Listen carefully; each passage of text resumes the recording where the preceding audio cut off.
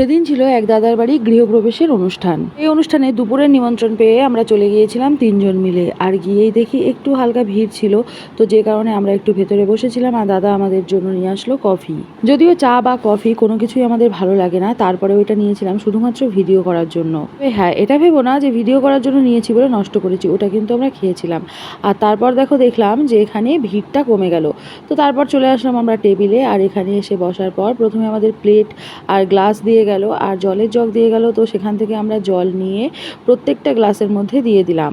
থালা ধুতে না ধুতেই পাতে পড়ে গেল ফ্রাইড রাইস আর আলুর দম। দাদার বাড়ি কিন্তু আমাদের পাড়াতেই, আর বাড়িটা কিন্তু ভীষণ সুন্দর হয়েছে। বাড়ির ডেকোরেশন, পেইন্ট, ডিজাইন প্রত্যেকটা কিন্তু খুবই সুন্দর। আর এদিকে দেখো রান্নাটাও কিন্তু ভীষণ সুন্দর হয়েছিল। আর এদিকে ফ্রাইড রাইস আর আলুর দম খেতে খেতেই কিন্তু পাতে পড়ে গেল চাটনি, পাঁপড় আর মিষ্টি। এদিকে দেখো আমরা বসে খাচ্ছিলাম, তার মধ্যে কাকা আর শুভময় চলে আসলো। তো শুভময়কে যখন ভিডিওর মধ্যে রাখতে গেলাম ও লজ্জা পেয়ে উঠে গেল, আর কাকা কিন্তু সেই হাসি। আর সত্যি কথা বলতে কাকা কিন্তু ভিডিও বা ছবি তুলতে ভীষণ পছন্দ করে। শেষে এবার বাড়ির দিকে চলে আসছে।